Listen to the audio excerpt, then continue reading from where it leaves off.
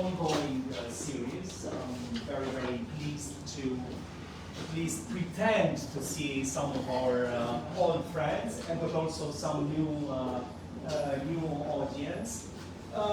You know that in our programming, the event that we are marking tonight is very important. It's something that we have to always do something about, like an event. Otherwise, we are immediately fired. We are sent home because we have overlooked an important event, which is the Paris Peace Conference. A crucial moment in our series, and TRIANON is one of the treaties that form a sort of federation of treaties named after suburbs, Paris of course, and names after suburbs of Paris, where they signed the treaty at the end of the First World War.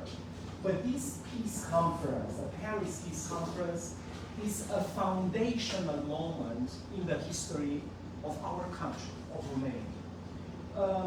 And why is that? Because thanks to this series of treaties, and primarily the Treaty of Trianon, Romania, as we know it today, more or less, was formed. The historical provinces of Romania, Transylvania, Bessarabia, of course, Bukovina at the same time, and of course Wallachia, Muntenia, and Moldova, for the first time in modern history came together, forming what we have today, pretty much this state and this country. So it was a very crucial moment, a very important moment that we want to celebrate tonight. But some of you may know, we don't like to do things very conventionally. We'd like to look at history or other aspects of our culture in a bit of original way, with a twist, not necessarily in a established or conventional way. And tonight, we want to look at the Paris Peace Conference and the Trianon from a feminine perspective. That's why the event tonight is called a feminine Trianon, because we look at some outstanding, extraordinary women who behind the scenes, but powerful, and with powerful gestures, with meaningful gestures, with long, gestures that really create history, contributed to the peace conference, and really made history, change the world. And for I would say more than a year, we have tried to have a very special guest here at the Institute, one of the world's leading experts in this important and very fertile intersection of gender and international politics. And that's Professor MONA SIEGEL from State University of California. And we are very, very pleased to have you here tonight. I will pass the floor shortly, because rather than listen to me, I'm sure, I personally looking forward to this conference. Professor SIEGEL is, as I said, a professor at the California State University, and is based in Sacramento. She earned her PhD in history from the University of Wisconsin-Madison. She is the author of two prize-winning important books. One is The Moral Disarmament of France, Education, Pacifism and Patriotism, 1914-1940, published by Cambridge University Press, which received the History of Education Society's Outstanding Book Award in 2006. And another book, one that caught our attention and definitely was the very reason why we so much wanted to invite Professor Siegel here in New York, is called Peace on Our Terms, the Global Battle for Women's Rights After the First World War, published by Columbia University Press in 2020, and awarded the Alice M. Baldwin Prize in Peace History in 2021. Professor Siegel's expertise has been featured in prominent media outlets such as the New York Times, the Washington Post, and the BBC.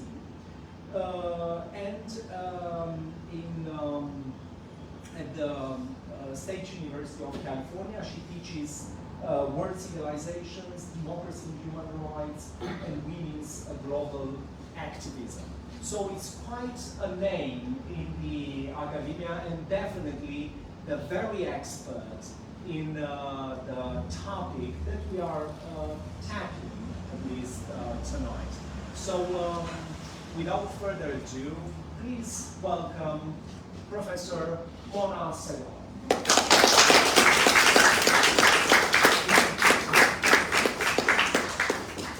Thank you so much, everyone. Can everyone hear me in the back row okay? Yes. I said I have a teacher's voice. I'm kind of used to screaming at people. So let me just make sure I can get this to work. Okay. All right, well, thank you so much to Dorian. Thank you especially to Andrea, who it has been, I think, closer to 2 years that we've been communicating and trying to make this event happen. So it is really a thrill to finally be here. And so I'm going to begin with some introductory comments and introduce you to my work and my research a little bit, maybe 20 minutes or so, and then hopefully have a conversation about some of these issues. So this topic of feminine TRIANON, women's role of the Paris Peace Conference, kind of begs two questions right up front. One is, why did the Paris Peace Conference matter so much in global history? And then why did women's participation and women's contribution matter so much? So let me begin by just bringing us back in time to 1919, January of 1919, which was just barely 2 months after the First World War ended. And delegates, diplomats, statesmen from over 30 allied countries gathered in Paris in order to begin to kind of hammer out what the terms of this peace were going to be. So the formal negotiations lasted in Paris for just 6 months until June of 1919, when the Treaty of Versailles was signed with Germany. But negotiations were ongoing, treaties were ongoing. The Treaty of Trianon wasn't signed for another year between the Allies and Hungary. And then the final treaty in this series not completed until 1923 with the new Republic of Turkey. So this long era of peacemaking went on for quite some time. So why did it matter? This conference, these negotiations mattered so much because of the ending that they marked and also the beginning that they promised. So in terms of an ending, this was the formal end of the First World War.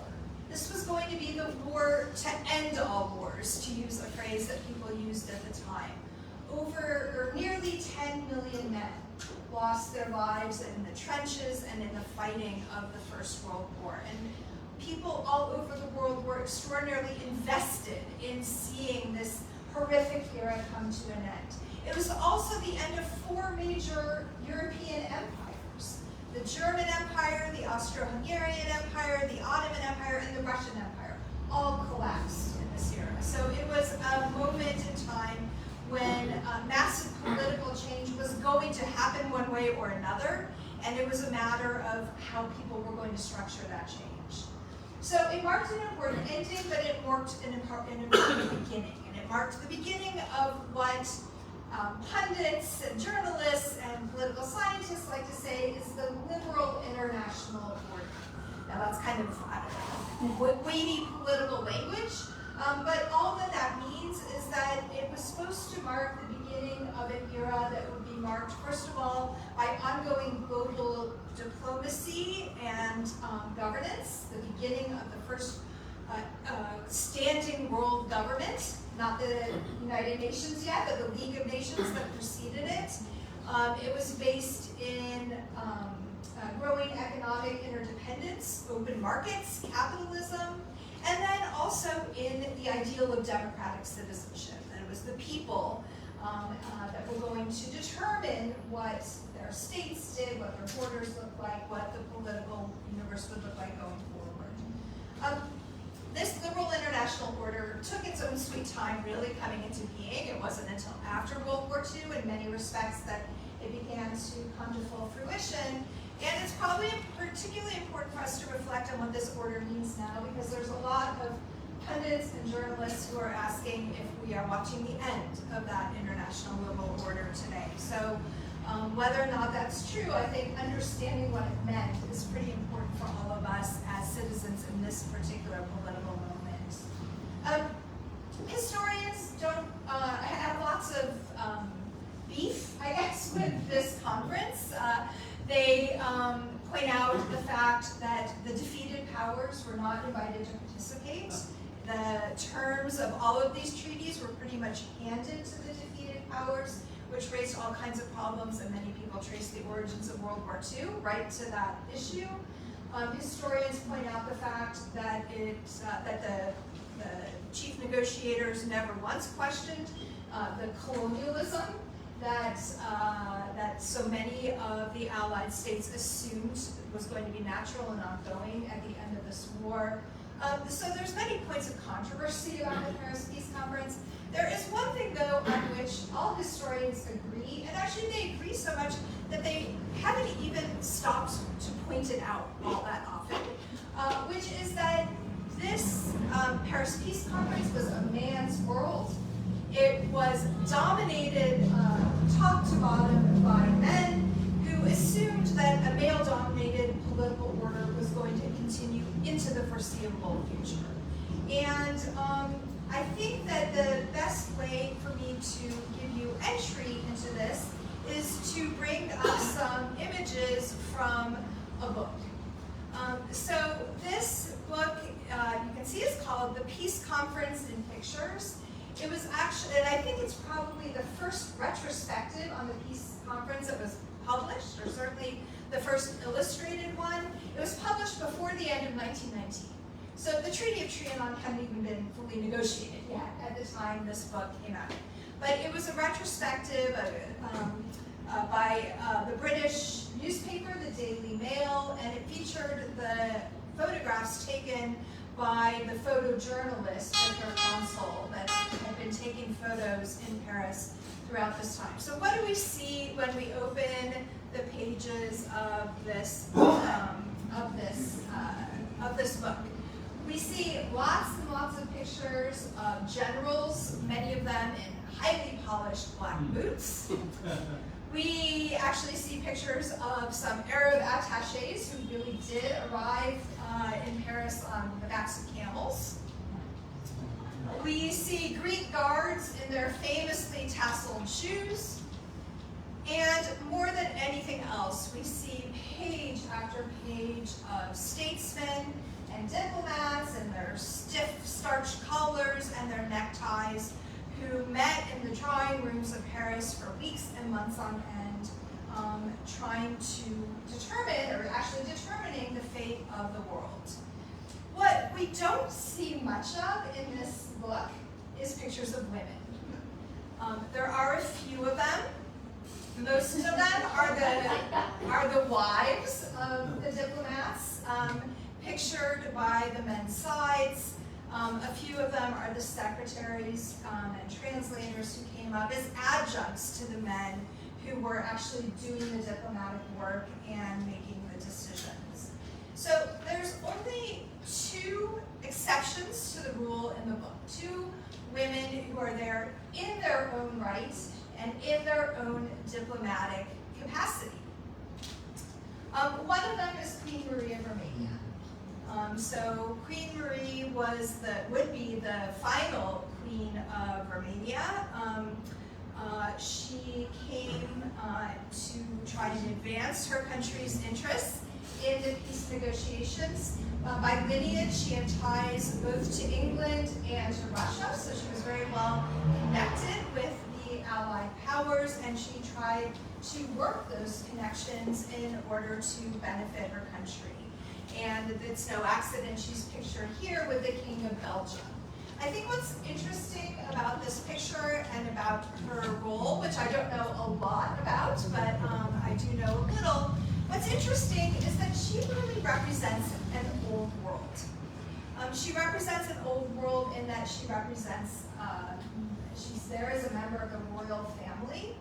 And for women in Europe in particular, going back for centuries, pretty much the only women who had the possibility of acting diplomatically on behalf of their countries were queens and princesses.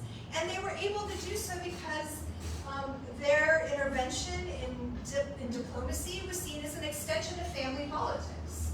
You know, you talk to your cousin, you talk to your uncle, and you try to do it in a way that politically benefits your country. So Queen Marie of Romania is pictured in this book and had a diplomatic role on behalf of her country. But she was not there representing women in any specific capacity, and as far as I know, never made any effort to do so in 1919. The other woman who is pictured in the book is in the upper left-hand corner of the screen there. And I want to read to you, let me catch up on my notes here, read to you the caption, or maybe I'll just look under here. So it's described at the bottom of the page, and it says, Mademoiselle Chen, a Chinese revolutionary once condemned to death, who came to lay her views before the peace conference. The person you're seeing here in the upper left-hand corner was known in the West as Su Mei-chung, in China as Cheng Yuxue. And it's a pretty intriguing caption, isn't it? And it's true. She was an active member of Dr. Sun Yat-sen's Revolutionary Alliance that had overthrown the Qing dynasty just a few years earlier. She had been a bomb smuggler, among other things.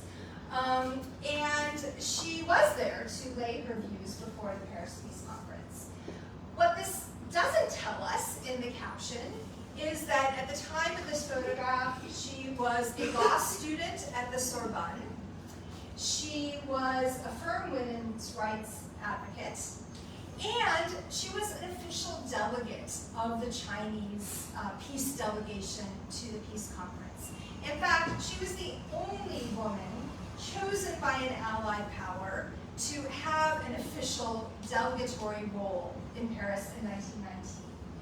The Chinese government specifically charged her with the responsibilities of serving as a liaison with the Western media, because she spoke both French and English, and they charged her with representing Chinese women at the Paris Peace Conference, because China, which was a very young republic itself, assumed that all those Western suffragists that they'd been reading about in the newspapers, of course, would have a role in Paris in 1919. And so they sent her and appointed her so that she would be able to be part of that conversation. And there were journalists at the train station waiting for her when she arrived in Paris in April of 1919. And she told them, and I'm going to quote her words there, that she was eager to see feminists' demands satisfied by the peace conference. She saw that that was going to be her role in 1919. Now, events ended up kind of overtaking that goal. Actually, let me advance one more slide here. Because at the time that she arrived in Paris, the Allied powers had just announced that a very important province in China, or it's actually a peninsula, the Shandong Peninsula, was going to be granted not back to China, but to the Japanese. And this evoked a huge crisis in China. It actually set off kind of a cultural revolution in China. And so Su Mei-cheng's attention got drawn in by that crisis. And in the end, she would play a pretty important role in preventing the Chinese delegation from signing the Versailles Treaty. China became the only country that refused to sign the treaty because they saw it as such a tragedy for their country. And I encourage you, if you want to know more, you can question and answer the story behind how she helped prevent this from happening. Involves a fake gun and a lot of drama. So I'm happy to tell you that story if you're interested in hearing more later. But Su Mei-cheng, while she didn't work on women's issues in 1919, they were near and dear to her heart. She did go on and received a law degree from the Sorbonne. That's her at her defense of her doctoral dissertation in 1925. And from there, she went on to become China's first female lawyer, China's first female judge. She served as a diplomat again for the Chinese government in Europe in the 1920s. And she was put on a commission to help draft China's first modern civil code at the very end of the 1920s, the first Chinese code to give women essentially equal rights in marriage. Right to own property, right to divorce their husbands. So very much an important figure in helping develop women's rights in China. Another woman, much less known than Queen Marie of Romania, who played this really fascinating role. I do just want to say that we are extra lucky tonight because Su Mei-cheng's great niece, Saibao Chen Wilson, came and is in the audience with us here tonight. So maybe we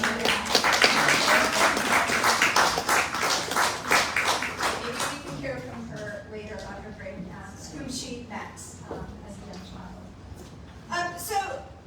Neither Su Mei-cheng nor Queen Marie of Romania was particularly focused on women's issues in the end in 1919. But that was not true for many, many other women who marched in streets, organized conferences, drafted petitions, made headlines all around the world in an effort to put women's particular stamp on the peace terms. This included anti-colonial female nationalists from Korea, from Egypt, and from India, who were all extremely active in this particular political moment. It included African American and Pan-African women who came to Paris as well in 1919 to advance civil rights as well as women's rights. It included pacifist women from both sides of enemy lines, the Central Powers as well as the Allied powers, who joined together in Zurich because the defeated nations couldn't come to Paris. It included working class and labor activists who were determined that working women not be forgotten in the new international treaties and organizations being set up in 1919. All of these amazing women are part of my book, but I'm not going to be able to talk about them tonight. Although, again, Q&A, I'm happy to take whatever questions. Instead, I'm going to focus on this last group of women at the bottom of the slide because they were the ones who were most directly involved in actually interacting with, negotiating with, and putting pressure on the peace delegates in Paris in 1919.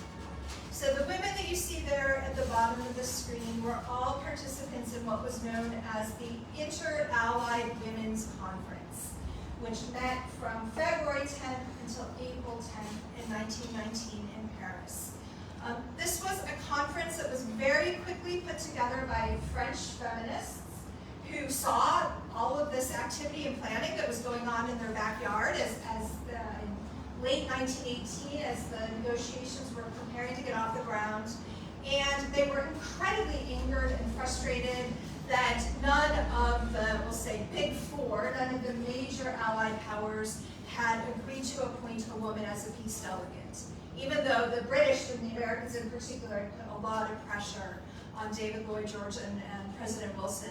They had refused them. And so they said, if we're going to make an impact, we are going to have to get organized quickly. So they sent out invitations to Allied women from all over, inviting them to come to Paris, and they said their goal, and again I'm going to quote them here, was to secure women's participation in national and international political life.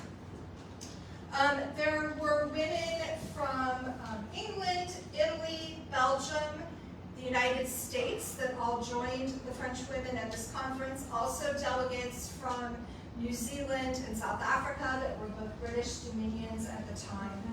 And they met first on February 10th to create their demands, their goals, and that very first evening, February 10th, they gained an audience with Woodrow Wilson. He agreed to have them come to his hotel room, and he heard them out. And they said, these negotiations cannot represent a people's peace, which is a phrase that we'd like to use a lot. He said it was a people's war. It needs to be a people's peace. They said it will not be a people's peace if half of the people are not heard. And so they requested that he form a women's commission, a women's advisory commission that would have a say on all elements of this peace negotiations that had anything to do with women and children. So they met with Woodrow Wilson, they kept working on the chief delegates, and then they went ahead and tried to get an appointment with every single Allied delegation in Paris at the time. And so they received yeses from 16 of the countries. Greece, I believe, they met with first. They met with Japan, they met with Liberia, and as you can see, they met with the Romanian delegate in 1919. And what did they get out of all of this incredible organizing work? Because I'm really simplifying here. Well, they did not get seated as peace delegates. They didn't get a seat at the table like they wanted. They did not get a women's commission, as they also insisted they wanted. What they did ultimately receive was permission to come speak to two of the major advisory commissions to the delegates, the Labor Commission and the League of Nations Commission, in order to tell the delegates what it was that women were most concerned about. So what did they tell them? In terms of labor, they said women deserve equal pay for equal work. They said women workers need paid maternity leave so that they can raise their families as well as help earn a living. They said women should help form all future international labor associations. On marriage, they told the delegates girls should not be married off by their fathers without their consent. They said that men should not be able to repudiate women, to divorce women through repudiation. They said that mothers should be able to have custody over their children. In terms of political rights, they said that the peace conference itself and the new League of Nations should endorse women's suffrage. They said that they should call for countries to give women the vote as quickly as the degree of civilization and the democratic development of each country allows. And on international governance, they demanded women's full admission to all positions in the League of Nations. They did not get most of what it was that they asked for, but they did mark some important victories on a couple of the points. In terms of labor, in addition to their lobbying in Paris in 1919, they turned around and came to Washington, D.C. In October and November, when the first meeting of the International Labor Organization was held, which was an organization that was created by the Paris Peace Conference. And there they fought long and hard until they finally convinced the all-male delegates to put a stamp on the Maternity Protection Convention of 1919, which calls for a minimum of 12 weeks paid maternity leave for all working mothers. That is incidentally a standard that has now been met or surpassed by every major industrialized country in the world except the United States of America. And then they also convinced the League of Nations Commission to insert Article 7 into the Covenant of the League of Nations, which states all positions under or in connection with the League, including the Secretariat, shall be open equally to men and women. You have to realize that this came at a moment in time when women in very few countries in the world had any political role at home or policy-making role at home whatsoever. And here they had a guarantee in the founding document of the League of Nations that women had at least the right to be included fully in international policy making. So, the question of why did women's participation matter? Why did their activism matter in this moment? Well, in part it achieved tangible results. A lot wasn't done, but they made a difference. They did put their stamp on these important agreements in 1919. But the two other points that I want to make here, one is that women learned, or I should say feminists, learned a pretty important lesson through all of this, which is that international treaties and international bodies could be an important kind of form of leverage as women sought to achieve equality in the nations all over the world. When they were faced with reticence, with stubbornness by their own governments, if they worked in collaboration with each other, sometimes they could force their governments to do things that they didn't want to do or weren't ready to do because they were being pressured by their peers, essentially. And in the 1920s and 30s, it was actually Latin American women who worked this trick like a charm, pushing for things like married women's recognition of married women's independent citizenship status, not being forced to take the citizenship status of their husbands. So learning that international policy making and treaties could be an arena of feminist activism was an important thing they learned. And then the last thing I think has to do with how women articulated why women's rights should be taken seriously in an event like the Paris Peace Conference. Because they came not asking for special favors as a special interest group. I mean, they were a special interest group, but they were one that represented half of all adults in the world, right? But they didn't argue you should do this because it's right for women. They said you need to take women's rights and individual rights seriously because you will not achieve the objectives of this peace conference if you do not. They said your goals are democracy, peace, and stability, and you will not have democracy, peace, and stability in the world if you only recognize nations' right to self-determination and don't recognize individuals' right to self-determination. And I think that lesson, the world has been very, very slow to understand, has been very slow to pick up on, and it's one that in kind of the troubled times that we live in today might be wise to revisit in the present as well. So I'm going to stop there and thank you all and open up a conversation.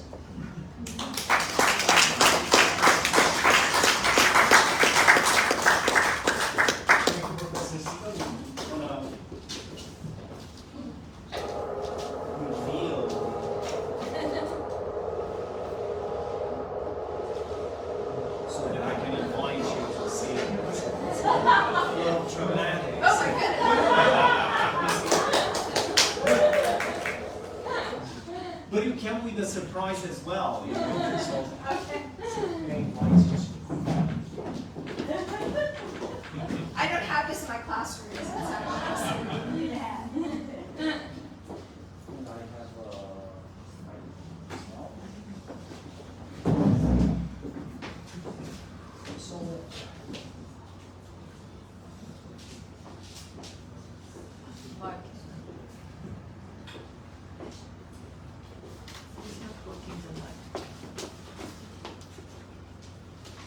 It's ready. It's ready. Thank you. Yeah, no, everything works at the Romanian Culture Institute in the end, you know. So thank you for this wonderful, wonderful presentation. I'm very, very sure, and I'm sure the audience is too, that you have so many other things to say about this important moment. I myself was very surprised to see how many conferences, meetings, how much lobby was made during the conference. But before we get into details, I would like to, because you are for the first time at the Romanian Cultural Institute, and definitely for the first time before this audience, I would like to ask you a sort of more personal question about what drove you to a theme like this, to looking at this connection between feminist activism, about your fighting for a feminist agenda, early feminist agenda, and international politics. Why? Great question, and this kind of is going to take us all the way back to my college days, which was a while ago now. So I was an undergraduate student at the University of Colorado in Boulder, and I was an international affairs major, but I can assure you that I did not have a single international affairs professor who had any conceptualization that women were involved in diplomacy or international politics probably before the 1970s, to even be generous. But I had a roommate who was a women's studies major. And she made me promise that before I graduated, I would take one women's studies class. She didn't care which one it was, but I needed to take one. And I ended up choosing a class on women's peace movements. And it just so happened that the organization that organized the Conference of Pacifist Women in the 1919s, so I didn't really talk about them just now, but the ones who said, we aren't going to talk unless we can talk to the our defeated sisters from defeated countries as well. That organization was called the Women's International League for Peace and Freedom. It still exists today. It's the longest existing women's peace organization in the world. And their papers are held in the archives at the University of Colorado in Boulder. And so I went down into the basement, archives are always in the basement it seems like, and started digging through these letters. And because I speak French, I started digging through letters from these French women in particular that hadn't been touched for 100 years. And my mind was blown. I had no idea that they'd been trying to organize their own peace organization. And actually, in 1919, these women who met in Switzerland became the first organization in the world to condemn the Versailles Treaty as a vindictive peace and argued that it had in it the seeds for a future war. And so I was drawn in that moment. It's what made me turned me into a historian. It made me want to go on and continue studying history. And but for a long, long time then, I thought that was the only conference that had happened in 1919, or they were the only women. It already was impressive that had made a journey across oceans to try and change the terms of the peace. And then bit by bit, I began reading a story here, a story there. This organization had sent a delegation of women to China in 1928, and the women who met them, in southern China and served as kind of their ambassador and their translator was Su Mei Cheng. And just in an off comment, they mentioned, I read somewhere, oh, and she was at the Paris Peace Conference as a delegate. And I thought, what? How is that possible? There were no women delegates. And so then I had to go digging from there and try and find that story. So it was this process of moving from international affairs to women's history, to women's international history, and eventually to this specific topic. With such, only 20 minutes, like a short presentation, it's such a the richness of the women presence at the peace conference is immediately apparent. But in order to have such a powerful impact, I mean, in the end, as you mentioned, the League of Nations was impacted. There were other developments beneficial to the women's right. But in order to get there, there must have been a preparation for that. Where are these women coming from? What is their background? What is their ideological beliefs? What is their doctrine? Because to me, they, so to speak, they come fully formed, in order to engage in such a complicated negotiations. Right. So I'll answer your question in two ways. The Western women, kind of grouping European women and North American women together. Many of them had been organizing around women's rights issues and women's suffrage going back 2 to 3 decades. By this period of time, they knew each other, they'd been meeting in international meetings.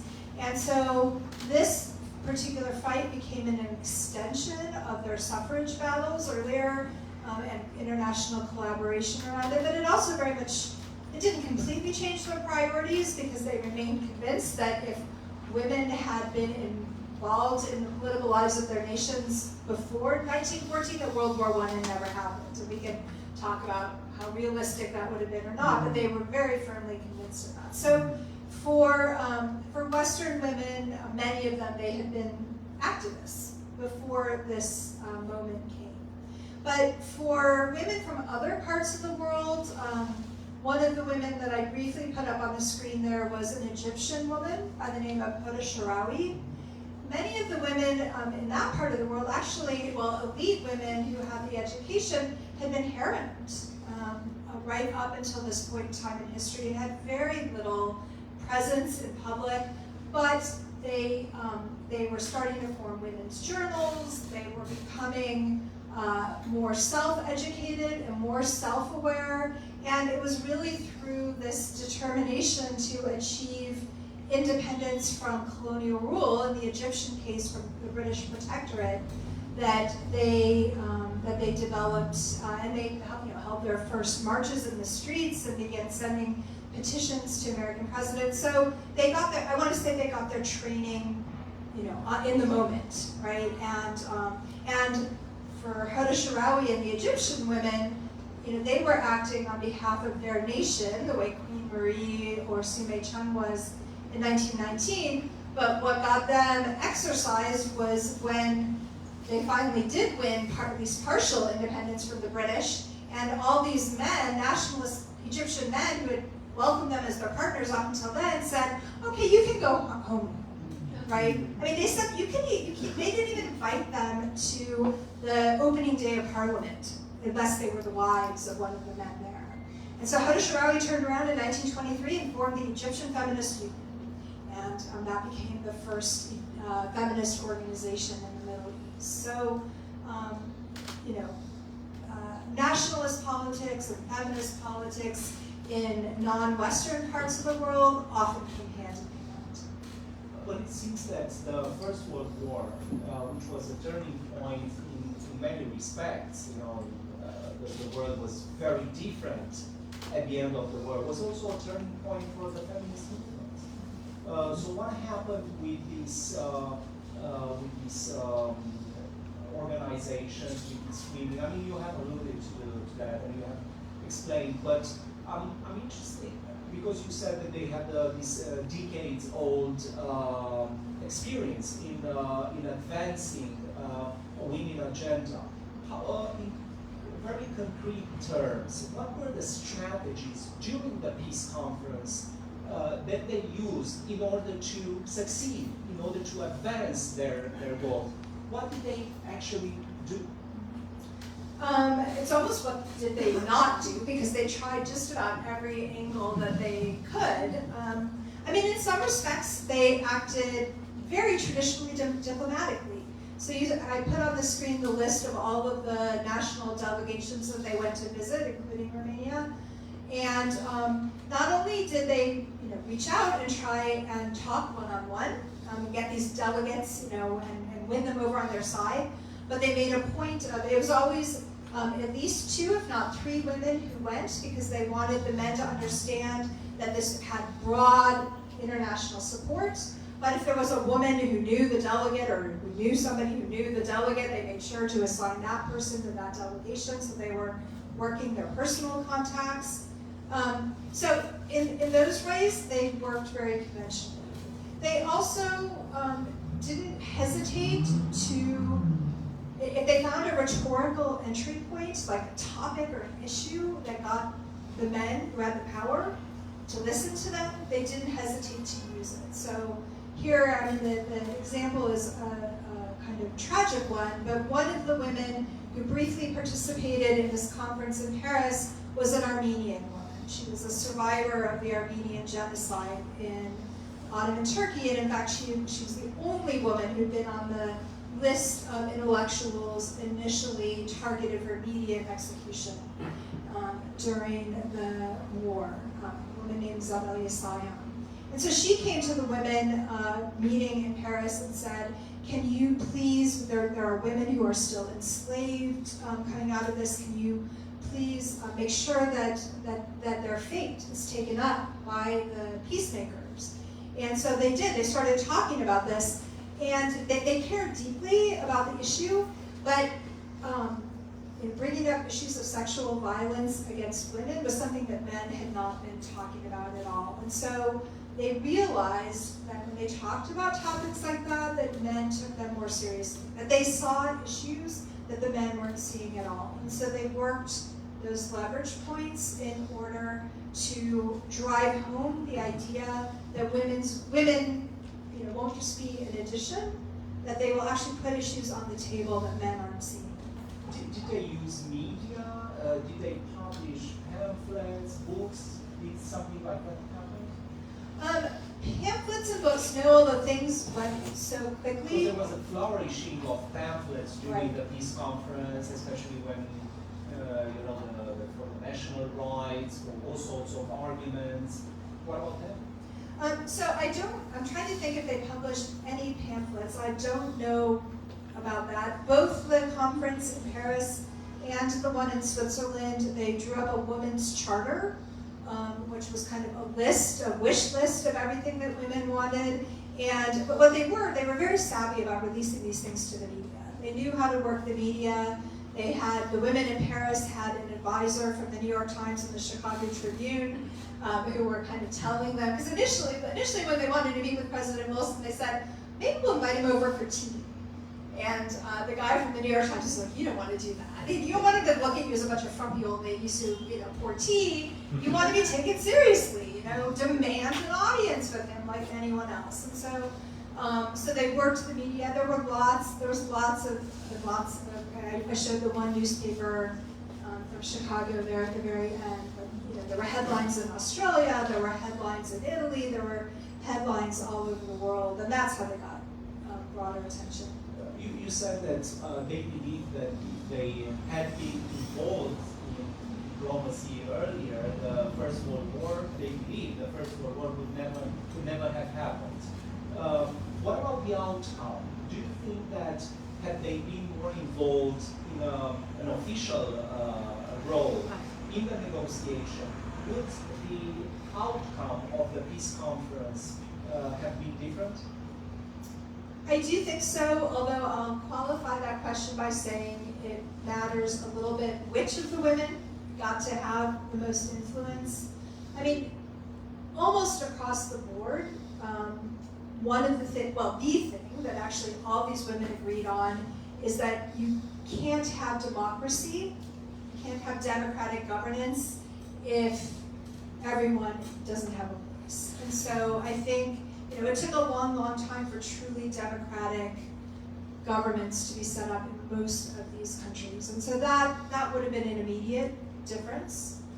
But I think that what would have made the bigger difference is if the pacifist women who met in Switzerland had a stamp on the, and their demands were, they were more radical in their politics, and their demands were far more radical. For example, the Treaty of Versailles disarmed Germany as a defeated power. It all but eliminated its army. It said it couldn't develop an air force. The women in Switzerland said everybody should disarm. The women, there was an ongoing embargo on the Central Powers that was causing really almost an artificial famine. I'm sorry, I should say a food embargo. They said, we're not going to start letting food flow in until you sign these treaties. And people were beginning to go hungry. And they called for, they telegrammed, it was before the internet, right? They telegrammed Paris and they said, lift the embargo now. They developed a type of a diplomacy, I call it compassionate diplomacy, that was rooted in true understanding of the enemy and trying to erase those boundaries. And I think we would have had a much more radical peace agreement and a very different world order had those women been allowed to put a stamp on the peace treaty. And that it's very interesting. That leads me to I think a question that is linked to the previous one about the way women shape the international politics, the international relations. And I wonder whether, I mean, looking back now in hindsight, looking back at more than 100 years of women in international relations, were they able to shape the international relations in this image, with these goals, with this compassionate diplomacy? Or on the contrary, were they, I don't know, shaped by the perennial structure of international relations based in power and violence and force? In some ways, both, I would say. I mean, it was, despite the openings that were left for women in international policy making through the League of Nations, in the 20s and the 30s, up till World War II, really the only major entry point women could get as experts in international policy making were around issues related to women. So the issue of sex trafficking, for example, was an issue that was taken up by the League of Nations, and was some pretty amazing female policy experts that tried to get the League involved in helping put an end to international sex trafficking. And so they, and actually, the World Health Organization, the idea that health and public health mattered to world stability, women were pretty involved in. But that said, women still had very limited impact, and those that did gain access to representative roles had trouble breaking out of the mold. The other way I'll answer your question, though, is to take us much closer to the present and look at a very important resolution adopted by the United Nations in the year 2000, so it's actually 25 years ago now, UN Security Council Resolution 1325, which is a resolution on women, peace, and security, which calls on women to be included, I don't think it says equally, but in much broader ways in peacemaking ventures, in anything relating to bringing about ends of conflict. And the UN has all kinds of data. You can look it up on the web. It's very interesting. When women are involved in peace negotiations today, those treaties tend to last 5 to 10 years longer than when women aren't involved.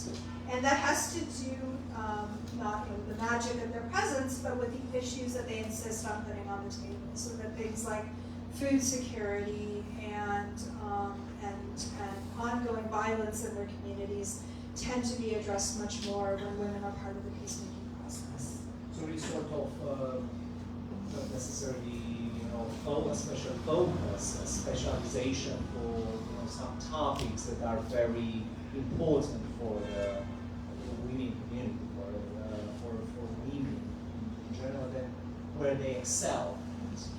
Yes, but also issues that, in the end, are so important for communities as well, right? And security. Yeah, I mean, women think about food security because they're often the ones responsible for, actually feeding their families. But that's a community issue. That's a human issue. It's in the end not a women's issue. With your permission, now I would like to open the floor because I'm sure that our audience is eager to put questions. Yep. I think I can talk loud enough, but in any case. Yeah, just make me move a little bit, Is right? that- Yeah, just to have to speak in the microphone, Yeah. directly in the Is microphone. that Yeah, that's audible? perfect. Yeah. No? Then it's not on. No, It was just something. hold it closer to I had it very close. you. I'm practically eating it. No, I have a big question and my voice can project. Here you are. Okay, if that's. Yes. Yeah. I found it very interesting that in the women's delegations, even though in the official conference none of the defeated nations were invited, but how come the women left those nations out, number one? And what was the role of Bertha von Suttner, who was one of the first Nobel Peace Prize winners way before World War I? In 1901, I think she was the first one, in fact. Bertha von Suttner had already passed away by then. I can't remember the date of her death, but she was not involved. It was very much a source of inspiration for many of these women. But in terms of why the women from the defeated powers weren't included in the conference that I talked about, two reasons. One is they could not have gotten visas to into Paris. They were not allowed. And even the official male delegates who came were kind of under lock and key, once they showed up. But beyond that, the Allied women who organized the conference in Paris, the Inter-Allied Women's Conference, were adamant that they were in no way ready to talk to women from the Central Powers because they had lived, some of them had lived under German occupation for the last 4 years. One of the Belgian delegate who participated in particular had lived in occupied Brussels for the last 4 years. The French woman who organized the conference had 5 sons who fought in World War I, one of whom had been killed. And these were women who were in no way ready to forgive and forget. In 1919, they said, if you were here among us, you too had heard the horrors of what we lived through. And it would take, for the French women, it would take a good year of kind of moderated conversation between them and German and Austrian women before they were ready to sit down again. It was 1920 before they sat down together again. For the Belgian women, it took even longer. There was too many hard feelings. It's quite remarkable, actually, that the pacifist women who met in Zurich were able to meet across enemy lines as early as they did. The only other organizations that achieved that earlier than they did were far left-wing labor organizations. The gentleman over there. I just wondered if you had encountered any discussion, writings on the role of religion in oppressing women in the war, or restricting their participation. I'll say no, or that it didn't come up so much in this context. I mean, these women came, I'm sorry, I take that back. The women in Paris who spoke to the League of Nations Commission and who ended up getting that Article 7 in the covenant and everything, they did stop at one point and they said, we recognize that we only represent a small number of countries in the world. There are women here who can't speak for themselves, and so we're going to speak for them. And so when they were talking about divorce by repudiation, they were essentially condemning a Muslim practice. When they were talking about young girls being married off at age 7 or 8, they were talking about practices in other parts of the world, some cultural, some religious, and otherwise. So in that respect, they were speaking for people who weren't asking them to speak for them, but they were addressing religious issues. But in terms of their own religion, I mean, many of the pacifist women from England in particular were very strong believing Quakers, and so their activism came out of their religious experience. So, you know, this was an incredibly international event, and in terms of religion as well as politics, we're talking about lots of different experiences and beliefs and backgrounds.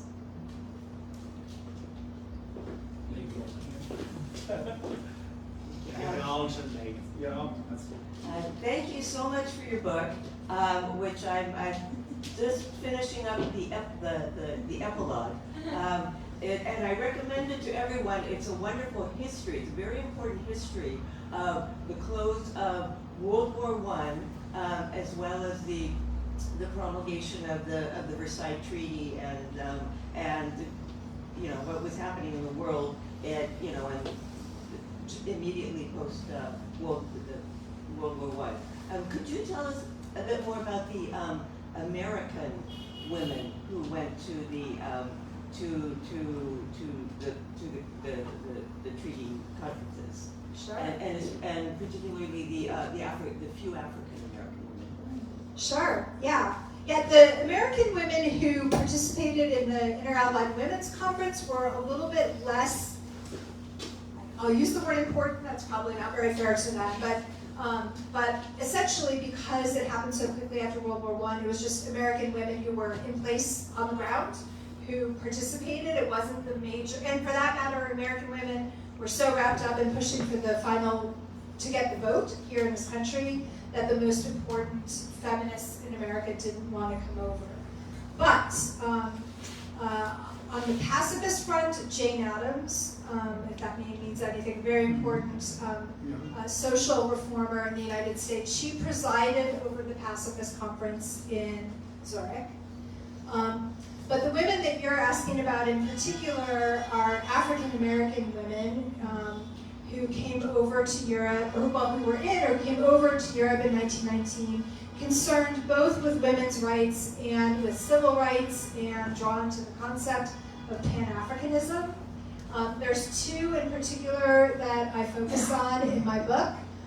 One is a woman by the name of Mary Church Terrell, and she was from Washington, D.C., a major civil rights figure and activist, and she participated in that conference in Switzerland, but when she was invited to speak, she asked the conference to condemn racism, essentially, and to condemn all discrimination on the basis of race. And actually that conference did, by unanimous resolution, pass a kind of anti-discriminatory clause and made that part of their founding documents. Now that didn't make it a perfect organization right off the bat. She was the only woman of color who participated in the conference, but it is, I think, important and interesting. And the Americans deliberately invited her because they didn't want to bring an all-white delegation over to Europe. The other woman was actually a college roommate of hers. So these two women were two of, I would say, the first 5 to 10 African American women to get a college degree in the United States. This was a woman named Ida Gibbs Hunt, whose husband was a consul, had a consul position, again, one of the few men of color to have a position like that.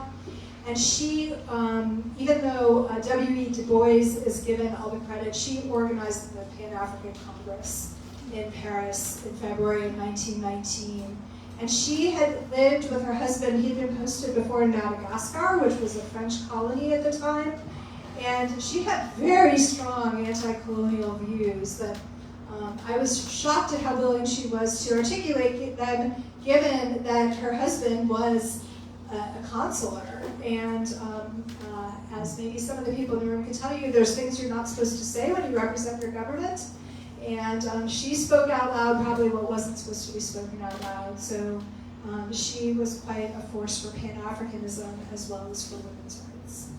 The gentleman over there. Yeah, I don't need the microphone. You don't need it. No, I don't Okay. think so. Yeah. I don't. Can you talk a little bit about Shumei, where she was during World War II when Japan invaded China? Yeah.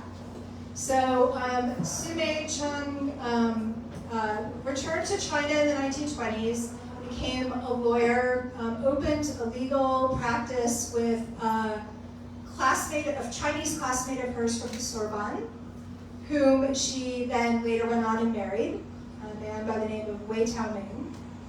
And Wei Taoming was appointed ambassador to the United States in the middle of World War II. So when the Japanese invaded, she was with Madame Chiang Kai-shek. She was a Republican and a nationalist. She was not a communist. And so she was with Madame Chiang Kai-shek in helping to rally support for the Chinese war against the Japanese. But then she came over to the United States with her husband, and she was the ambassadress from China through the remainder of World War II. Thank you. And after the war, what? Just curious. And here maybe we can ask family members, maybe they know better than I do. After the war, she and her husband returned to China. They ended up in Taiwan. Again, they were not supporters of Mao or of the Communist Revolution. So they were in Taiwan briefly and then left, I think not entirely happy with the direction that the Kuomintang was taking Taiwan. They were in South Africa briefly, South America briefly, and ended up back in the United States. She died in California. Both of their graves are in Los Angeles. Thank you. Yeah, it's all right. I'm just curious whether there was any room for women in Coudenhove-Kalagi's pan-European movement right after, before the Liberations. I don't know. I just don't have the knowledge to answer the question. Sorry. Do you want to say more about it? Or? No, but it was an attempt at further attempt at the League of Nations. Right. The Ricard Kalagi. Was he involved in the Hague Conference? No, it was the pan-European movement. I'm sorry, I don't know. Okay.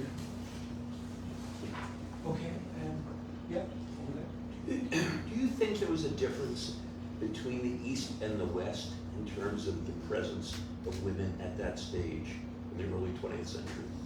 East and the West being East and West Europe, or No, like Asia and I mean, for the most part, Western women had begun to achieve higher education and to organize in feminist organizations earlier in the West than in the East. But China was a very interesting case because in the process of overthrowing the Qing dynasty, it was a youth movement, really, in many respects. And these young people that were so interested in reforming the Chinese state and modernizing this Chinese state, within the confines of the time, saw at least some form of gender equality as absolutely central to that goal. And so women were very involved in the revolutionary movement in China, and I hope I get my year right. I think it was in 1912 that there were Chinese suffragettes, breaking the windows of parliamentary buildings when men were refusing Chinese women the right to vote in the earliest constitution, and there were women in China who remained very active suffragists and political activists through the 20s and 30s, both in the kind of centrist left and in the communist left. I will also just say, French women, to me it's a tragedy because I'm a French historian by specialty. French women organized this conference and did so much to advance women's rights globally. They didn't win the right to vote until 1944 at the end of World War II, and it was granted to them by Charles de Gaulle. It wasn't passed by a public vote. Women in the Turkish Republic were voting 10, 15 years before that. In some provinces of China, they had that opportunity as well. So, women had a head start in the West in the late 19th and early 20th century, but they were quickly being caught up or even surpassed by the time World War I was over. A little ironic note, the Peace Conference of Women in Zurich.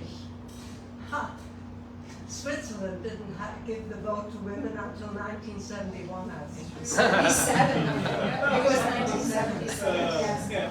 exactly. But what is interesting that, I mean, the social goals took some time to be achieved. But think of Queen Marie, for instance, who had a totally different goal, and that was to support the unification of Romania. And I think while listening to you, I mean, it was a struggle of decades, but for her, it was achieved.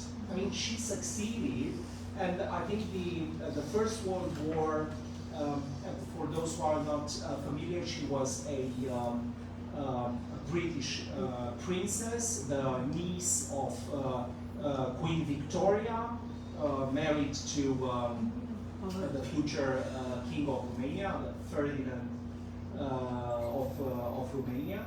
And the cult of Queen Marie, because there is so many, it's one of the most revered figure in our history, I think originated in the First War, and especially at the peace conference, where actually she saved the day, because the politicians, TRIANON, didn't succeed. At this point, the negotiations were blocked. They didn't have access, and so wasn't that inclined to offer what the Romanian delegation, all that Romanian delegation wanted. And then when she stepped in, she was a very powerful figure, didn't take no for an answer, and she saved the day. And I think, like all the other women, you had, the social protesters, the feminist activists, maybe the left wing, the extreme left wing figure, and you have this aristocratic figure, but her goal wasn't social, it was a national goal, and in the end they all succeeded. Yeah, and I think sooner or later. I think my heart is with the revolutionaries and the real social reformers, but there's a lot of behind the scenes stuff that I haven't maybe fully stated here. So that Article 7 of the League of Nations, it's not that the men in the room were so swayed by these women with their presentation, even though they did say they gave an awfully good presentation, and they didn't run over, they were given half an hour and they didn't run over time. They were very impressed with them. I think the men tended to run off at the mouth. But before they went in there that day, a powerful aristocratic feminist by the name of Lady Aberdeen, whose husband had been in Canada, he'd been in Ireland, I forget exactly. She pulled Lord Robert Cecil into her drawing room and said, "Make this happen." And so he had decided, he had drafted that article and gotten it in there before they made their formal presentation. And so there was another strong aristocratic woman who wouldn't say no, who made things happen behind the scenes. Yeah, I mean, there are so many diverse characters coming from, as you said, from all walks of life, and also from with various, African American, European, Chinese, it's a fantastic mix. But the agenda was so rich, and they served practically all the purposes, or a wide array of purposes one can think of at such an important conference. Yeah, no, and it also drives home to me, going back to my international relations days or whatever, just how much of what matters in the world and final agreements happens outside of the room, right? We pay a lot of attention to who's officially at the table at any particular delegation, but so much diplomacy happens broadly around whatever the official events are, and I think that's still true today. And I think with this, on this note, thinking of the conflicts going on in the world today, I hope you know, in the peace conferences or, you know, in the arrangement of the peace conference, women like this may find their way, you know, and who are using this experience and these approaches and this drive would make things better. Yeah, and I think that's, you know, women, feminists were extremely excited when UNSCR, the Security Council resolution on women, peace, and security was finally put into effect. It took a lot of work to get that through, but of course, like many things in at the UN, you know, it depends on moral arguments. As you know, there's not a lot of ways to force countries to do things, and so it depends on the will of the independent governments and our will as citizens, right, to make that a priority. Ladies and gentlemen, Professor Mona Siegel. Yeah.